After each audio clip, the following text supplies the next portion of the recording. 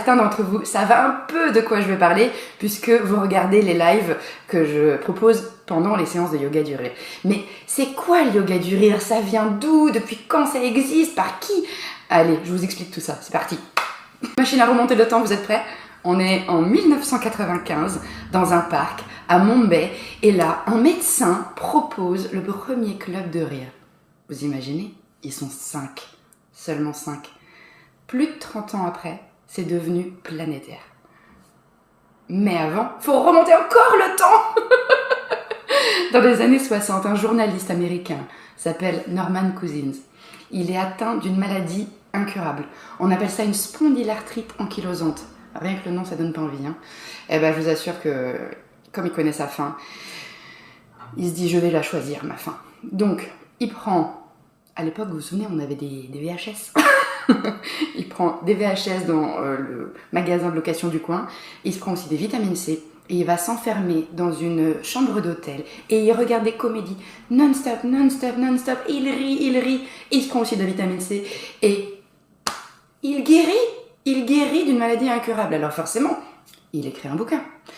Et donc, Madan Kataria, qui est un médecin en Inde, qui lui commence à être saturé par tout son boulot et qui commence aussi à avoir des émotions un peu dans les chaussettes, eh bien, il se dit, tiens, c'est intéressant cette histoire de rire qui a sauvé ce journaliste.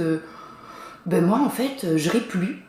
Non, plus du tout. Puis les patients que je vois, bah ça m'inspire pas non plus de la joie. Donc, qu'est-ce que je vais faire? Eh ben tiens, je vais essayer de rire. Alors, comment d'un j'ai envie de rire, je vais ensuite mettre en place? Forcément, c'est un médecin, la théorie c'est important, c'est quelqu'un de cartésien, puis il se dit, allez, on va aussi faire la pratique tout de suite. Il en parle donc à sa femme, Madhuri, qui est prof de yoga, et ils se disent, allez, toi, moi, puis bon, 3 patients, on va donc dans ce parc à Bombay, et je vais commencer à raconter des blagues. Il raconte une blague, 2 blagues, 3 blagues, et puis tout d'un coup, il voit des petits gens arriver autour, parce que quand on voit quelqu'un rire, ça donne envie, il faut être honnête. Donc, ils s'arrêtent, interloqués, et puis ils rejoignent le groupe. Et le groupe grandit. 15 jours après, ils sont 50. Et le truc, c'est que les blagues, il est arrivé au bout du stock. Il n'y en a plus.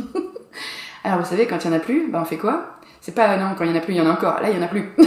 Donc, ils sont passés dans un autre registre. Il est parti vers les blagues misogynes, les blagues racistes, les blagues... enfin, tout ce qu'on n'aime pas, quoi, scato et compagnie. Donc, là, ça fait plus rire personne. Donc, les gens, les 50 qui étaient autour de lui, ils se disent, mais non, là, je vais pas rester, c'est pas possible, je ris plus. Puis, même, ça m'énerve plus qu'autre chose. Alors, le but étant de rire, pas de perdre les rires, comment on va faire? Alors, le soir, il en parle à sa femme, il se dit, ok, mais est-ce que tu as remarqué un truc? Au fond du parc, il y a des cyclistes et des joggers qui passent et ils sont morts de rire alors qu'ils ne nous entendent pas. Tiens, c'est étonnant. Pourquoi? Eh bien oui, les neurones miroirs. C'est parce qu'on voit quelqu'un rire qu'on a envie de rire, n'est-ce pas? Ça marche. Est-ce que ça marche? Dites-le moi si ça marche. Non, si je vous fais ça, vous n'allez pas avoir envie de rire, c'est évident. Donc il s'est dit, ok, on va faire un truc, on va essayer. De toute façon, on n'a rien à perdre.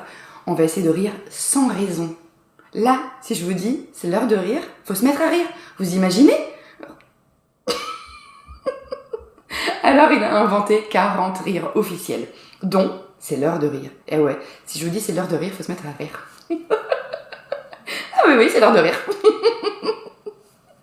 Et ensuite, ça a marché. Et oui. Et il s'est rendu compte que les gens continuaient à venir.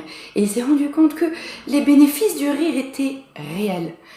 Qu'on rit pour vrai ou qu'on rit de manière intentionnelle. Le corps ne voit pas la différence. On est plus fort que lui. Il va sécréter une dose. D-O-S-E. Dopamine, ocytocine, sérotonine, endorphine. Les hormones du bonheur qui font du bien dans notre corps, donc dans la partie physiologique, qui font du bien dans notre mental, dans la partie psychologique, et dans le cœur, dans la partie émotionnelle et relationnelle. Quand vous voyez quelqu'un rire, vous avez envie de rire avec. Franchement, enfin moi j'adore la citation qui dit le rire est la plus proche distance entre deux hommes, avec un grand H bien sûr. Donc il s'est dit que ok, on part là-dessus, on y va, on fait du rire sans raison. Et il a eu raison, puisque maintenant c'est planétaire. Les études scientifiques n'ont pas arrêté de vérifier que oui, le rire améliore toute la santé, qu'elle soit physique ou psychique. Vous tentez avec moi? On y va? C'est l'heure de rire.